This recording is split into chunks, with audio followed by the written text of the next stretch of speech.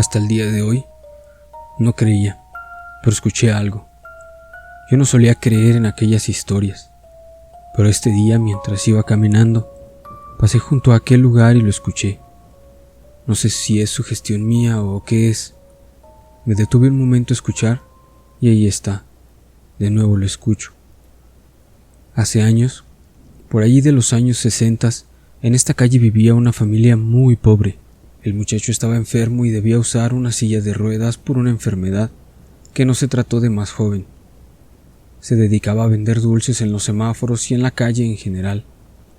La muchacha lavaba ropa ajena y hacía limpieza en otras casas. Ninguno estudió más allá de la primaria. El muchacho ni siquiera llegó a 3er grado.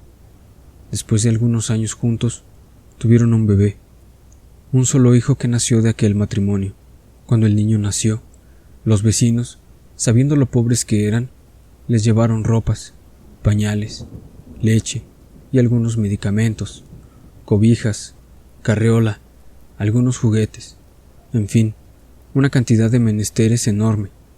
El niño, por fortuna, fue un niño sano, sin problemas ni enfermedades.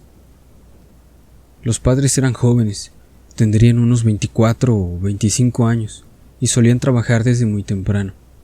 La muchachita solía llevarse al niño consigo cuando iba a trabajar. Sin embargo, un día su patrona, molesta por el llanto inocente de aquel niño, le pidió que por favor no llevara más al bebé mientras trabajaba. Ellos, al venir de un pueblo fuera de la ciudad, no tenían familiares o amigos cercanos para dejar al bebé. Pidieron el favor a algunos vecinos, pero nadie accedió. La muchacha tuvo que dejar su trabajo. Resentidos, ambos se alienaron en su pequeña casa, un terreno que el muchacho compró con una herencia que le dio su padre, donde construyeron 2 cuartos, apenas para ellos. Solo se veía salir al muchacho temprano con su canasta de dulces y en su silla, a conseguir el pan para aquel día. Por las tardes volvía, con bolsas de despensa y comida. Pasaban los días y nada fuera de lo común acontecía. El padre iba como todos los días a vender sus dulces, y por la tarde o noche volvía. Por la calle jamás veías a la muchacha y mucho menos al bebé. Algunas semanas después, el muchacho salió a pie, sin la silla. Llevaba como siempre su canasta de dulces. Mi abuela lo vio y pensó que tal vez tomaba medicamento y se estaba curando. Días después, tal vez una semana después, llegaron un par de camiones con material a aquella casa. Descargaron arena, grava, tabique, cemento, cal, varilla y demás materiales de construcción. Algunos días después, ya había al menos 4 albañiles trabajando en la construcción de aquella casa, la cual al final quedó hermosa. 3 pisos, un gran patio, jardín, un zaguán enorme, que lucía muy bien desde afuera. Un mes después, el muchacho llegó con un carro muy bonito, lo metió a su terreno y allí lo guardó. Por las mañanas, el muchacho salía con su canasta de dulces y volvía por la noche. Mi abuela me cuenta que en algún momento de economía difícil pensó en salir a vender dulces también, pues veía que al muchacho le iba muy bien con la venta de dulces. Aquel muchacho había arreglado y ampliado su casa, tenía un carro muy bonito, vestía ropa elegante, zapatos costosos y se miraba algún reloj en su muñeca. Las pocas veces que se llegó a ver a la muchacha, vestía faldas muy pomposas, de colores y blusas muy bonitas. El niño para entonces debería tener unos 4 o 5 meses. Mi abuela no era la única. Algunos otros vecinos notaron también lo bien que le iba a aquel señor vendiendo dulces, pero realmente nadie se atrevía a preguntar cómo lo hacía y por qué le iba tan bien. Un día, uno de mis tíos, hijo de mi abuela, estaba jugando cerca de aquella casa junto con otros vecinitos de la misma calle, y el balón cayó muy cerca del zaguán. Naturalmente, fue a recogerlo para seguir jugando. Cuando se acercaron, escucharon al bebé llorar de una manera muy desesperada, de una manera terrible, tan así que mi tío quedó impresionado y llegó a contarle a su madre aquel suceso. Unos días más tarde, al estar jugando de nuevo cerca de aquella casa, el llanto del bebé se escuchaba de nuevo, de sobremanera, de manera inquietante, como si quisiera que precisamente alguien de fuera lo escuchara. Mi abuela, advertida por mi tío de nuevo, se acercó a la casa, pues creía que tal vez el niño de apenas unos meses estuviera solo. Tocó la puerta y de inmediato el señor salió, como si ya estuviese tras la puerta esperando que alguien tocara. Al abrir el zaguán, el llanto del bebé se calmó. Pudieron notar varias cosas en aquella casa. El señor tenía 2 carros, uno de lujo y otro un poco más sencillo, pero ambos eran nuevos. La casa por dentro tenía un jardín muy bonito, con árboles de frutas, muchas plantas y un césped bien cortado. La casa en general estaba muy bien arreglada y pintada. Gran parte del patio estaba techado, ventanas y puertas de madera con tallados muy bonitos. Tenían un calentador de agua, por tanto, era seguro que tenían regadera, un lujo en ese entonces. En el suelo se veía tirado un envoltorio con una impresión de un refrigerador muy bonito y grande. Mi abuela preguntó al señor por el bebé y si podía ayudar en algo, pero el señor rápidamente contestó que no, que el niño estaba bien, que solo había pasado una mala noche y estaba molesto. Mi abuela sugirió que lo llevasen al doctor, pues llevaba muchos días llorando, a lo que el señor contestó con toda amabilidad hipócrita, que le agradecía su interés, pero que tenía muchas cosas que hacer. Al cerrar el zaguán, el llanto del bebé continuó en silencio. El señor salía todos los días por la mañana con su canasta de dulces y regresaba por las noches con despensa y alimentos. Los autos no los usaban y no salían de casa, mucho menos la esposa y el niño. Unos días más tarde, cerca de las 2 de la madrugada, se escuchaba al bebé llorar con desesperación. Salió mi abuela, pero para cuando salió ya había otros vecinos fuera, pues el llanto del bebé era muy desconcertante, pero no se escuchaba nada más. A los pocos minutos llegó la policía y los tuvimos que obligar a entrar para revisar al bebé, pues pareciera que estaba solo. Abrieron el zaguán con mucha dificultad. Tuvieron que sacar un ariete ya que el zaguán era de muy buena hechura y muy pesado. 4 golpes del ariete fueron necesarios. Los padres del niño no se asomaron a pesar del ruido tan estruendoso de los golpes. Por fin, el zaguán se abrió y lo vieron todos. Nadie lo podía creer.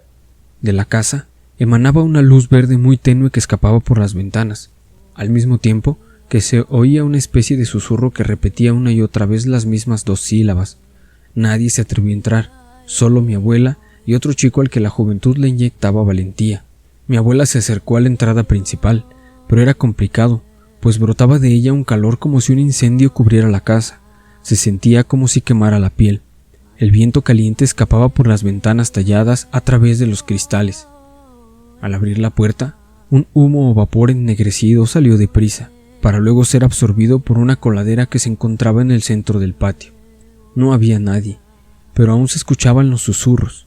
Dentro de la casa había muchos lujos, tapiz, alfombra, cuadros hermosos, artículos que parecían de oro, cristalería, televisiones y demás.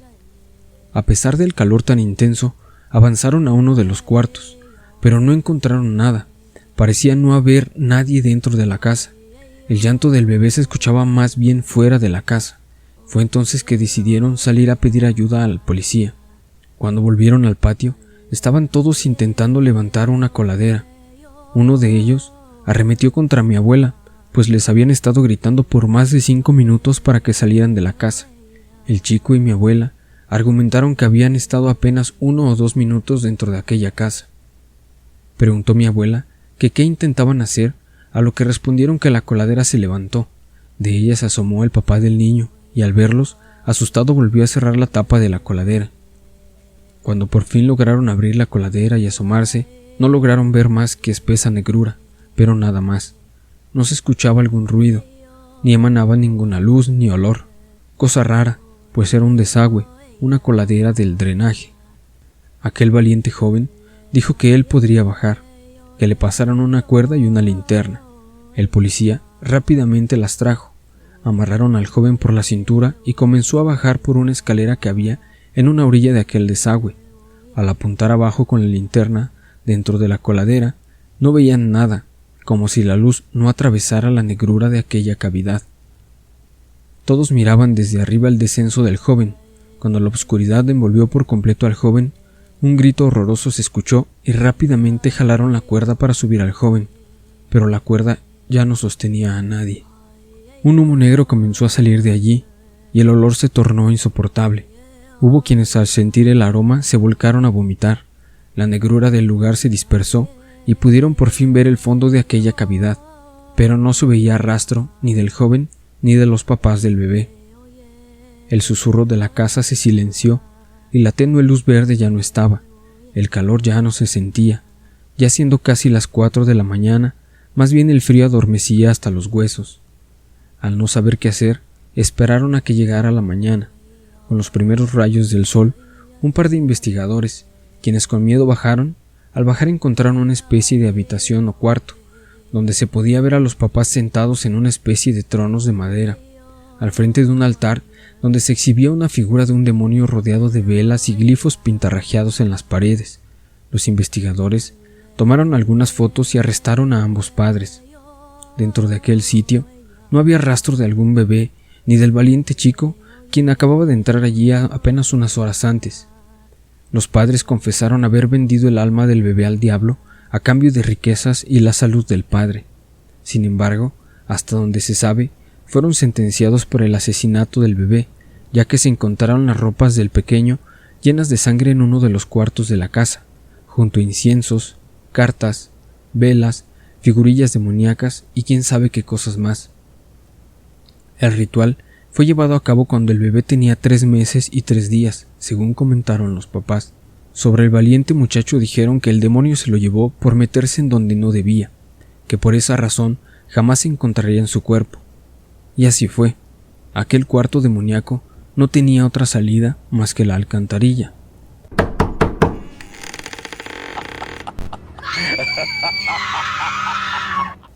Antes de llevárselos, el señor gritó a manera de advertencia que el demonio no se iría jamás de aquel lugar y que mantendría el alma de aquel bebé siempre para él. La casa fue demolida en un intento por encontrar al menos el cuerpo del bebé, pero jamás lo encontraron. Aquella alcantarilla fue tapada de inmediato para evitar que alguien entre allí, pero jamás se queda así. Justo ahora, en ese lugar, hay un hoyo enorme, como de 5 metros de ancho y unos 3 o 4 de profundo.